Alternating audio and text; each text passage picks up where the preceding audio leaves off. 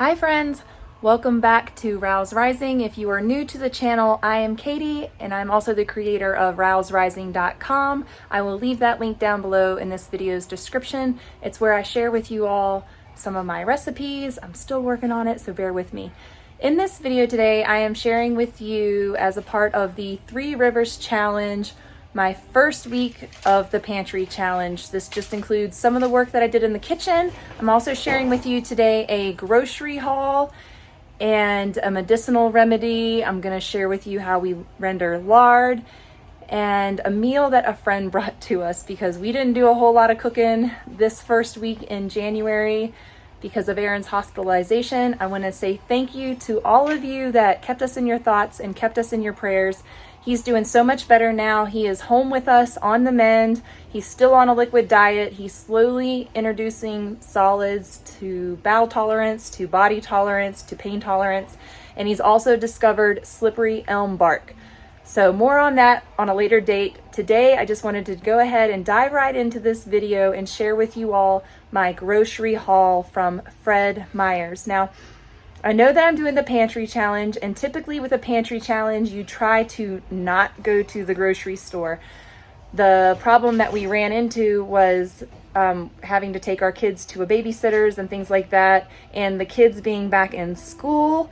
We needed some quick lunch items to fill their bellies, and we needed some easy foods that I could just take to someone's house to drop my kids off if I need a sitter in an emergency situation or whatever. Also, my plan was to do a big grocery haul before the Pantry Challenge just so we would have things like milk and eggs already in stock, but I failed to do that before a medical emergency. So finally, when I was able to get to the store, I did need to stock up on eggs and milk, and I just grabbed a few other things while I was there. My plan going forward for the rest of the Pantry Challenge is to super minimize any kind of grocery shopping because we do have everything we need to get us through the rest of the month. So I'm going to really minimize grocery shopping, just get what we need. Aaron, I know, has a few requests for his special diet, so in week 2, you will see a small grocery haul with a few items for him, as well as a few items that I needed around the house that I forgot.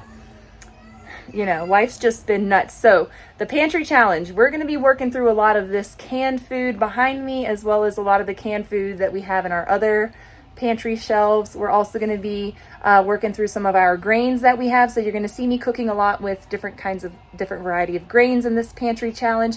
I'm happy to share all of that with you all today or throughout this month. Today I'm going to share with you what I did in the first week. I hope that you find some inspiration from that. Without further ado, let's get into this Pantry Challenge video.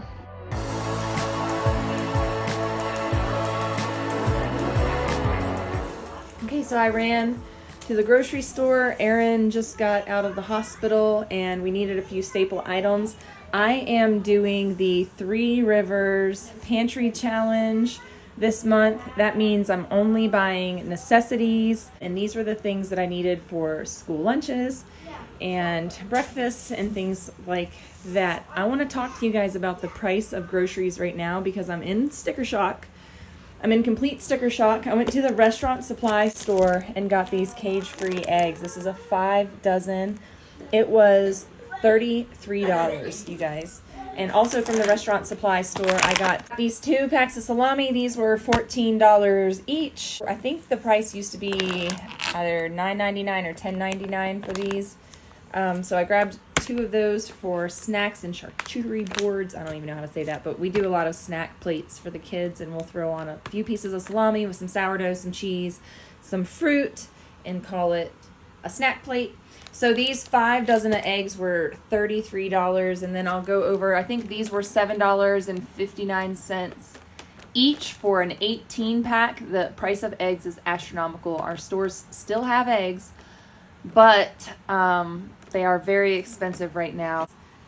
So I believe it's $5.99 for a dozen of large brown cage-free organic eggs. So yeah, the cost of eggs is insane right now. I've heard a lot of people say they don't even have any eggs at their stores, or the white eggs are $5 a dozen. The cheap eggs, the grade A large generic eggs are $5 a dozen. So these are all of our organic milks. We, I don't know how long this is going to last us. I would say this is going to last us for the next 2 weeks, and then we'll have to go back and get more. But I also have a little bit of milk frozen in my deep freezer, and I also have some powdered milk that we have been using. So I need to use through the milk in the freezer, and then I'll probably save the powdered milk. I use that for hot cocoa mix.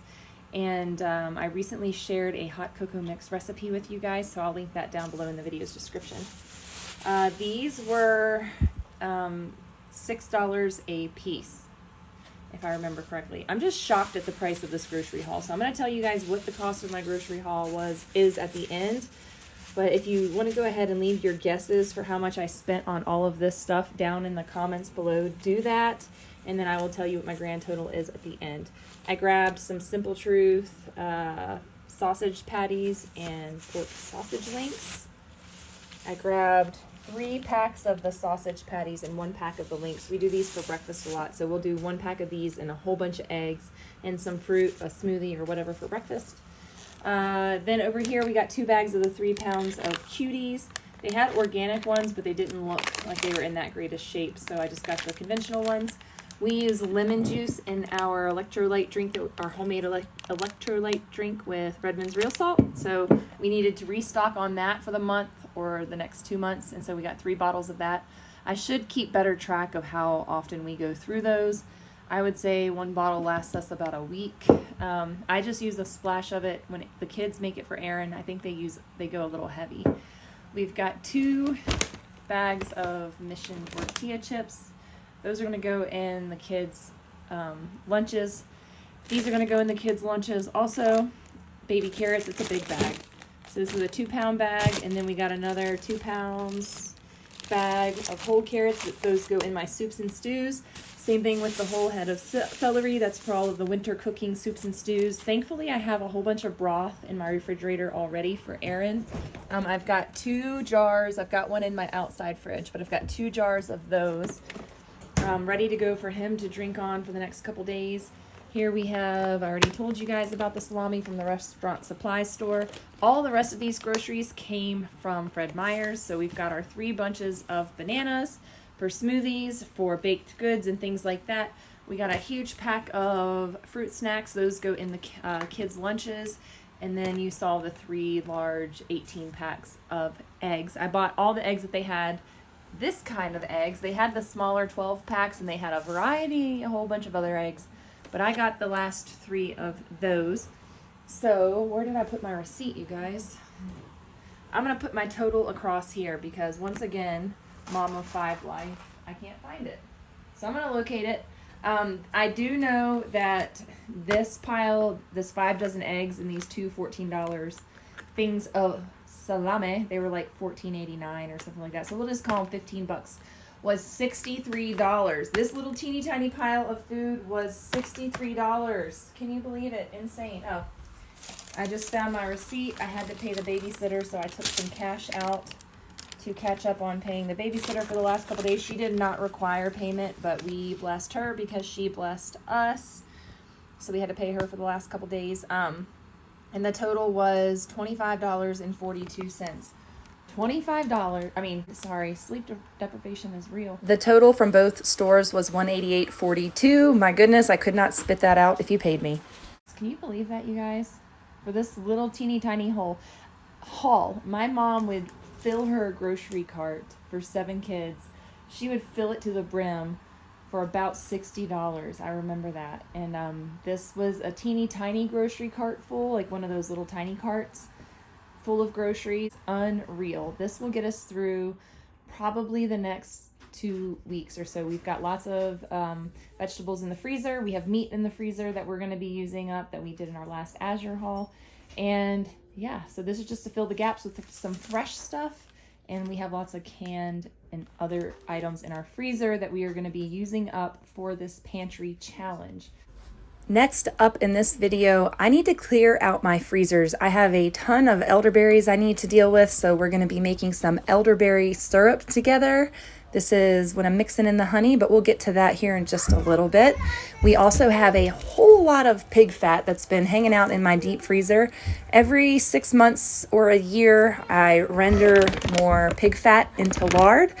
We just ran out of lard right around the holidays, and with the hustle bustle of the holidays and everything else going on, it's time for me to tackle this massive quantity of lard. I'm not going to get to all of it today, but I am going to render enough to get us through the next couple of months, if not the next year. So we're going to work on that. And then I might be rendering some more just to give to friends, because we really need to work through this pig fat. It has been in our deep freezer for about 2 years.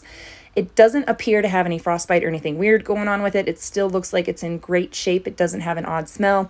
It's great. It's perfect to go. So I'm using my KitchenAid, and I'm actually time-lapsing this video for you all. So no, my KitchenAid's not going that fast. I'm not moving that fast. This is a very slow process because I'm working with frozen lard. In just a minute, I'm going to get Aaron's help, and he's going to stand here and he's going to do the part of pushing the lard through the meat grinder for me, because this is actually wearing out my shoulder. I've got an old motocross injury on my right shoulder with massive bursitis, and just cutting this lard alone was enough to leave me in pain for the next week. So we're going to get through this together, and he's going to help me with the grinding of this, and then we are going to stick it all in this crock pot where it is going to render down. So I turn it on medium heat or high heat and let it cook and cook and cook. And once it starts boiling and bubbling and these pieces of fat kind of wither down into nothingness, we are going to be straining the bits out. The crackling is what it's called once it gets to that point. But here it is bubbling. It has a ways to go now. I forgot to show you what it looked like when it's nice and crackling, but you can see the lard is just boiling away in my crock pot. And I am going to strain it through cheesecloth that is draped over a fine mesh strainer, a stainless steel strainer. And I wish I had a stainless steel funnel. I do, but I'm not using it for this task. We're using this plastic one, and we're just going to put the lard into this large jar, and this jar is going to go in the refrigerator. I'm using an old pickle jar for this, so I'm able to recycle some old jars that I've saved for my lard, and I'm going to show you all the different jars of lard that I accumulated from this one crock pot full. Now I know you can cook your lard in a large roaster. I wasn't in the mood for that today. It requires a whole lot of elbow grease, a whole lot of work to get through that much lard. So on this particular day, we just did the crock pot full. I'll probably do another crock pot full, but that is my workload limit when it comes to rendering lard. I have found this amount works great for our family, and it keeps us going for about a year. So once it's all strained through, you don't want any solid bits left in your lard, because if you leave solid bits, they will go rancid in the lard. So you need to make sure that you are getting a pure, no chunks, chunk-free. You just want the pure fat, the pure lard rendered. So some of these look a little different in color. It's just because they've started to cool, and so they're going more opaque. And then in the morning, they're going to be completely solid, and I will store some away in the freezer, some in the refrigerator, and some on the counter for use in the near future. Also, I have all these elderberries that I harvested back in the late fall. I think I went sometime in October, and I shared that video with you guys. We went together and harvested some elderberries. So what I do is I harvest them and I immediately bring them home and throw them in the freezer. And that serves two purposes. It firms the berries up so that I can de-stem them, and it kills all the bugs, because elderberry bushes are loaded down with bugs. So you want to make sure that you are freezing them, killing off all the bugs. Then you're able to shake the bugs down to the bottom of the bag, and you're able to de-stem the berries without crushing them. And then you can wash the bloom off. I always wash off that bloom that is on the elderberries. Otherwise, it leaves a film on my syrup. So right here to my crock pot, I am adding some ginger that I freeze dried. We're also adding some whole cloves and then this Ceylon cinnamon that I got from Azure Standard. So I think I'm either tripling or quadrupling my recipe that I've shared with you all on my channel, but I do have an elderberry syrup recipe on my channel, and you can adjust that to your taste, to your liking. I'm not strict with recipes, and you don't have to be either. A lot of people add orange peels or lemon peels and a bunch of different things to their elderberry syrup, but this is just the basic recipe that I have made for the last, about 10 years now. I've been making elderberry syrup. So once they have cooked and simmered for about 45 minutes, I will mash up the berries with my potato masher. I do cover the berries. I don't even cover them. I just fill up the water to the level of the berries, and then I let them cook. And then I mash them really well to get out all of that goodness. And then we strain them the same way that we did with the pig lard. I strain it through cheesecloth, through a fine mesh metal strainer to get out all the seeds, because the seeds in elderberries are toxic. I know someone's going to comment down below. Yes, you do need to be careful with the seeds because they will cause some stomach upset, stomach distress. And then once the elderberry syrup is cooled to warm, I add my honey, and then I give it a good mix to make sure that it is mixed really, really well together. And voila, that is how I make my elderberry syrup. I don't add the honey when it's boiling hot because we do not want to denature the raw aspects of the honey. And then I keep these in my refrigerator for up to 3 months. I make sure that I'm using them every day. This looks really liquidy right now, but when I refrigerate it, there's so much pectin in these fresh berries that this kind of turns into a liquidy jelly. So it turns into like Jell-O if it melts a little bit, So it's a little bit too thin to make peanut butter and jelly sandwiches, but it's kind of too thick to be a syrup. However, we do put it on our pancakes. It is delicious on pancakes and waffles, but we mostly use our elderberry syrup medicinally. So we take it daily, we take a dose, and that helps boost our immune system. It helps fight the flu. It helps give us lots of antioxidants. Elderberry syrup is such an amazing thing that we can incorporate into our wellness regimen. Now, I do recommend doing like a 2 week on, 2 weeks off when you're using your elderberry syrup, or use it just if you feel a tickle in your throat, you start to feel sickness coming through. Right here, you can see that I'm not using a cheesecloth. I'm just using the fine mesh strainer because that works fine for me. I don't mind if there's extra berry bits in our personal elderberry syrup. I'm careful to strain it through the cheesecloth for my clients who purchase elderberry from me. But the kids and we don't mind some extra bits of elderberry particles as long as all of the seeds are removed. So you'll notice that when these settle in your refrigerator, there will be some sediment at the bottom. You always want to shake your elderberry jars before you consume them. And then I think I made 2 quarts and 2 pints out of that batch of elderberry syrup.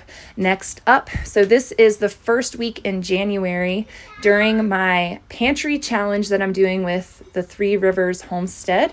Yes, she has a 3 Rivers pantry challenge, and I had this in my really cold refrigerator for the week after Christmas, and just now we are getting to making broth with it the very beginning of January, which worked out perfect because this was like a day before Aaron went into the hospital. He had been feeling really bad, and actually you see him back there in the background, and he's debating what he's going to do with himself because he's not feeling well that day. But that was before the vomiting and before everything else started for him.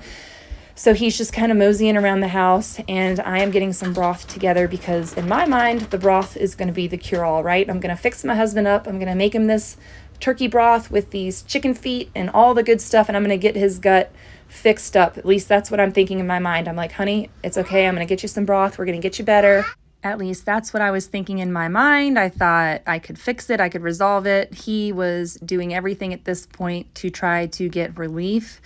And we could go into all kinds of details, but this is actually a food pantry vlog, so I'll spare you all the details of Aaron's hospitalization. I will tell you that he is home and he is on the mend now, and we discovered slippery elm bark, and I'll share more about that with you all in the future, but that has given him a whole lot of relief. Okay, right here I am adding a bunch of garden herbs that I dried from my garden this summer. We've got some rosemary, some thyme. I think I even added some sage. I'm not sure what else is there. A bunch of herbs from my garden. And I'm just throwing the gamut in there because why not? It all smells so wonderful. And there is so much flavor in this broth. It has been wonderful. We've been drinking on it for the last week and we are almost out of it. So it is almost time for me to start breaking into our broth that is on our shelf in our jars. So like I said, this was at the beginning of January. I had to use up that turkey carcass to make broth because every bit counts. We use up every bit of food that we can. The cost of food is so astronomical right now. So here is everything in our pot. This is going to simmer on the stove top for the next 24 hours. I prefer to do my broths in the Instant Pot and I just let them go for way longer. They just stay on slow cook low for a few days. You have to be careful using a stove top with this method, just particularly because we have a gas stove top, and if the flame happens to go out, then our whole house can fill up with gas. So just be mindful and be careful of your cooking practices when you do these longer cooks on your stove top. So this is the next day. Everything is looking beautiful. It's looking delicious. So I'm actually going to take out this turkey and try to see if we can get any meat off of it that we're going to enjoy. Then what I'm going to do is just pour off the broth from the bones, and then we're going to be putting it in our large half-gallon mason jars, and then I'm also going to be canning some of this. So some of it's going to go on our pantry shelf that we will eventually get through in our rotation, but my plan is once the fresh broth in the large half-gallon jars is used up, we are going to start using all of the broth that is in my pantry, and we're going to start with the oldest broth first, and that's what we're going to be using. Now, I do have a couple of chickens left in my freezer, so if I get to those chickens during this pantry challenge, I'll be making more broth. That's just how it works out. If we eat the chickens with the meat, I either will make more broth or I'll throw the carcass back in the freezer. Typically, I just go right on ahead and make broth, especially in the wintertime, because we can just drink it right up and use it right up right then. Now, this turkey broth, it made so much broth that there's no way that we can consume this much broth before it goes bad. So yes, I did need to preserve it for longer shelf-stable storage. So that's what we're doing right now. I just use my large ladle to get it manageable in this plastic pitcher. If I had a glass pitcher that poured well, I would be using that, but I don't. So I just put the broth briefly into the plastic pitcher. I add my 1 full teaspoon of Redmond's real salt to my glass jar. Now these jars were warming, sterilizing in my oven at 250 degrees. So I take them out of the oven, I put them on my countertop, I throw in the salt, I throw in the broth, I wipe the rim, I put on the lid, finger tight with the lid rims, and then they go right into my pressure canner where they will process, and then they will pressurize and pressure cook at a certain PSI according to my elevation here. We are at 4,000 feet elevation, so you want to make sure you're following your canner's recommendations and guidelines for your pressure canner. I follow the book that my Presto canner came with, and for a long time, I was processing broth because I would have bits of meat in it. I was processing my broth for 90 minutes. And then so many of you lovely subscribers were like, why are you doing 90 minutes? You only need to process your broth for 20 or 30 minutes, whatever it is. So I'm a little bit loose with it. So let's be real. This sat in there and pressurized for 30 minutes. I set my alarm for 20 and then gave it a little bit extra. Once I turned off my timer, I let everything sit in there and cool off and naturally depressurize because I was not in a hurry to pressure can more items. This was it. I am removing those from the stove top, and they are going to sit here on the counter, and I'm going to remove the rings and clean the jars and then store these on my pantry shelf But first, you have to write the dates on them. So we will be writing the dates and the contents. I want to make sure that I label this turkey broth so that I can distinguish between my turkey broth, my chicken broth, and my beef broth, because sometimes they're all the same color. Believe it or not, sometimes my beef broth does look like a turkey or chicken broth. So always label your cans. And I will be writing on the lids in the morning. Once these are completely cooled, then I can take off the rings, I can wash the jars and be all set. But you can see these are still bubbling and boiling on the inside. They are still quite hot. So they're going to just sit here undisturbed for the next day on my countertop on this towel. Boom, broth is done. If you are new to canning, you may be wondering, Katie, why are you removing those rings? Aren't those a part of the lid storage system? They're not. You do not want to store your jars with the rings still on, and there's a couple of reasons why. Number one is bacteria growth. If you have any bacteria trapped between the ring and the jar, that will continue to grow and fester and could compromise the seal of your jar and make your food unsafe to eat. The other reason is unnecessary pressure on the lids and the gaskets, and you don't want the ring to prevent you from noticing that a seal has broken or to cause a seal to be broken. You also want to be sure that you are not stacking your jars of food, your preserved glass jars of food, because that too can compromise the seals on your glass jars, which could lead to toxic botulism and other nasty microorganisms growing inside your jars. Okay, so now we're to the pantry restocking portion of this video. So I have dwindled down all of my baking supplies. Everything needs to be restocked at this time, and I have a bunch of bags of flour. I've got raisins, dried fruit, a variety of things that I need to restock. So this is my all-purpose flour. It's organic from Azure Standard, and I grabbed the 10-pound bags of this because I'm not going to mill my own all-purpose flour right now. Yes, I do have a grain mill back there. A lot of people ask, Katie, why don't you mill all of your flour? And well, convenience, because milling does take time. The mill is really loud, and with Aaron home full-time, I'm protective of his ears and of him having migraines. So when he's around, it's easy for me just to have flour that I can use or that he can use to make the kids breakfast without turning on the mill. And I also don't like to pre-mill a bunch of flour for a variety of reasons. So at this season in our life, with the little ones and everything we have going on, we are, of course, in this big transition that we're in, we are just going to have some of our food is going to be made with already milled flour. So here is the whole wheat bread flour that I also get from Azure, and I believe this time I got a 20-pound bag of that. So I'm going to try to see how many containers this is going to take to fit in. You're going to see I'm going to start pulling out all my containers to store this bag of flour, because I don't just want to leave it in the bag. I feel like that's unsafe. I don't want bugs crawling in it. I know that we'll get through this bag of bread flour in the next couple of weeks because I make all of my homemade bread, or I make all of my bread here at home. So that's what you're seeing right now is, I opened up that bag of flour, and then I found this 2-gallon bucket of bread flour, and I was like, oh man, I already opened up the new bag of bread flour.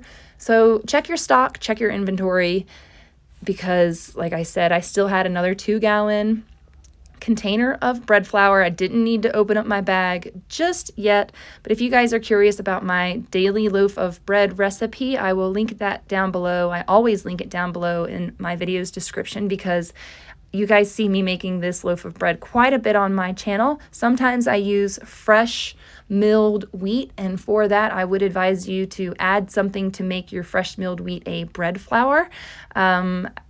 I have some, is it citric acid? I have some kind of acid in a small pill bottle that I do add to my flour when I make fresh milled wheat bread flour, because it does help. You do have to add something. You can add whey, and correct me if I'm wrong, I'm saying citric acid right now, but it might be some other kind of citric-y acid powder stuff. But you need to add something like that to your bread flour to help it form gluten. To your fresh milled flour to help it create gluten when you go to stretch and fold your bread.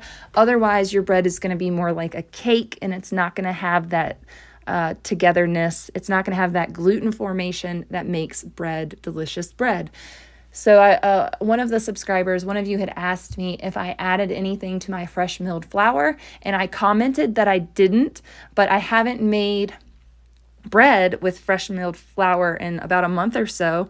So I had a brain glitch, but yes, I do. I have a little container of citric acid that I do use for my fresh milled daily loaf of bread when I use the fresh milled flour. I'm not sure if I go over that in my recipe of my video. I think I discovered that you were supposed to do that after the fact when I made that video originally, but you guys just bear with me. It's a whole learning process. This whole fresh milled grain process is all new to me. So yes, we're still using some bags of flour. I will leave a link down below also for Azure Standard for those of you that are interested.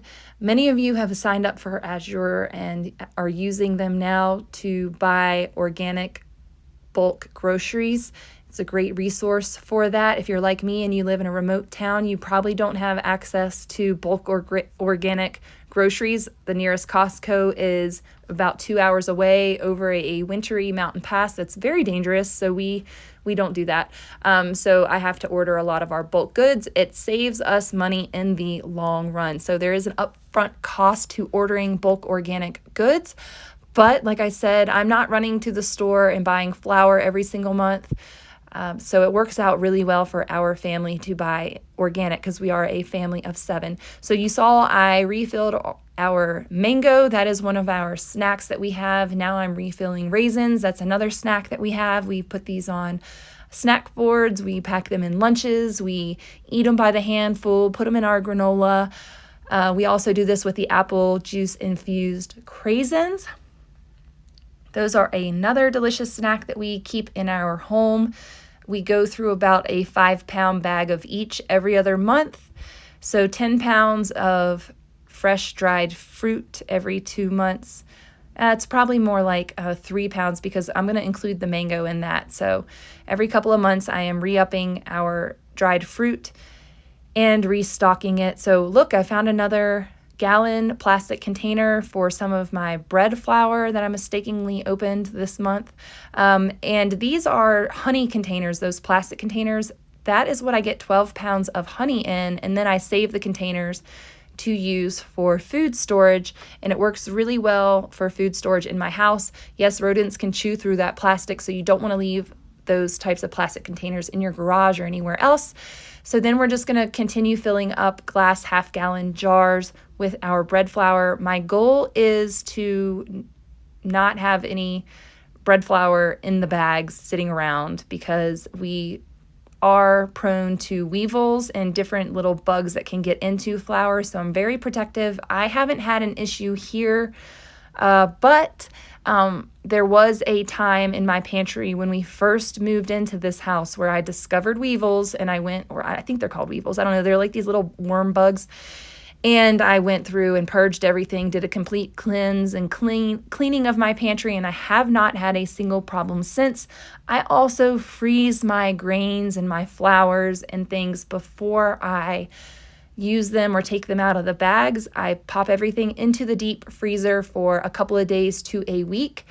And some of you have asked, does that create a condensation issue on my grains? And I haven't noticed any issue here. I do leave those bags to acclimate in the garage after I remove them from the freezer. Our garage is really cool, so I take the bags out. I set them on a rack in the garage. They acclimate there for a day or two, and then I bring them inside and process them, put them into separate containers, writing the dates on my containers. So right here you see that I am vacuum sealing all of these glass jars of bread flour. That's to prevent any larvae, eggs that are present in the flour from hatching. We're just removing all of the oxygen. Yes, I did stick this flour in my freezer, but I'm still being extra cautious with my food storage. If I wanted to take it another step, I would put oxygen absorbers in these glass jars, but because I'm going to be using through this flour in the next month or two, I'm not concerned about putting oxygen absorbers in there. You can see I'm using a trick that I saw from Rose Red Homestead where she puts another mason jar lid into the vacuum sealer, and that helps prevent the original lid that's on the jar from popping off when you remove the vacuum sealer, because sometimes there can be some issues with that. So I am resealing this other jar because it had some flour on the rim and it did not seat the seal correctly. So we've got to redo that one, making sure that all the air is sucked out of the jar completely. That ensures that we are getting, that we are preventing any types of bugs from growing in there. Again, hopefully the freezer killed off those larvae, those little eggs and all of those things. And this flour is going to be safe for long-term storage, 6 months to a year. Typically with flour, you don't want it to sit out because as soon as you mill your flour, it starts to denature. Okay, so that lid was actually on really good, so I checked it. I'm going to have to reseal it. Here we go again. Katie's taking the long way. I've just been not thinking clearly. And yes, this was the very first day of January. So my videos are a little bit out of order just because I'm trying to make this video cohesive for you guys. So I'm putting things in where I think it's going to be interesting in the video to keep your attention. I hope this is keeping your attention. So yes, on the very first day, this is New Year's morning, I was going through and restocking my pantry with all of the dry goods that we were going to be needing for the next month or two. So you can see I have quite a supply of flour here, but we go through it quickly. When Aaron makes pancakes or when I make pancakes, we double our recipe, or when we make waffles. So we will use up to 6 cups of flour at a time. So that is nearly a full half-gallon jar of flour. So yes, we do go through quite a bit of flour in this house because we make everything from scratch, and that's what happens. So when you see my grocery hauls, when you see that I don't have bread products and I don't have frozen waffles and I don't have all of these things in my grocery hauls, it's because we make everything from scratch. So if you're new to my channel, I try to focus on foods made from scratch, but again, in my grocery hauls, you occasionally see convenience foods because just like you, I am human too. So here is some yogurt, some frozen blueberries, and some granola. That is my fresh homemade baked granola that I made with you guys in my last vlog.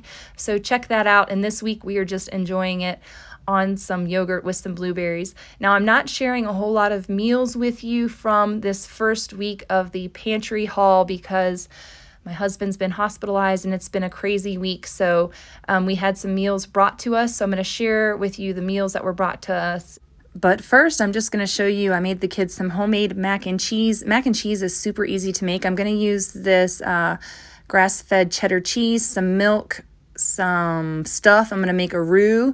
The roux goes on your cooked noodles and peas. The kids also had hot dogs on this night. This was a quick and easy fast food night for them. We had the hot dogs in the freezer. The peas were in the freezer. We were all set. So then all chaos broke loose. Aaron ended up in the hospital, and then friends brought us a meal when he got out of the hospital. They made us chicken pot pie and then this lovely peach cobbler peach crumb. Oh, it was amazing. It was so good. And the kids had it with ice cream. I had a bite to taste everything, but because it had dairy in it, I couldn't eat it. Then when Aaron was home and ready to eat, he thought, well, I'll make some mashed potatoes because maybe these will be okay on my stomach, a nice soft food. He made a delicious pot of mashed potatoes. I threw a big old chunk of butter on top just to make it look beautiful. And then he ate some of these and they did cause him stomach distress. So he went right back onto his liquid diet for the rest of the week. And then as I'm voicing over and editing this video, we are already in week 2 of the pantry challenge, where I am actually staying home, minimizing my grocery shopping, making foods from the pantry. We are going to work through all of our fresh fruit, and we are going to start using up our canned applesauces, our canned fruits, the cans that we have in our prepper pantry that we have been storing for the last year. So stay tuned. Make sure you click the subscribe button. This loaf of bread turned out really good. So sometimes I don't mess with it at all and it turns out nice. And then sometimes it doesn't, like last week's, or not last week's, the other day when I showed you guys my last loaf of bread, my last video. So yeah, so sometimes it turns out beautiful. Thank you so much for joining me today on this pantry challenge video. I know I didn't share with you a whole lot of recipes or cooking. That's the way life is when you have a family medical emergency, but there's a few things I was able to put together for you all. So I hope you enjoyed this video. Stay tuned because I have a lot more pantry challenge coming up now that we're all home and recovering. Until next time, you all, bye.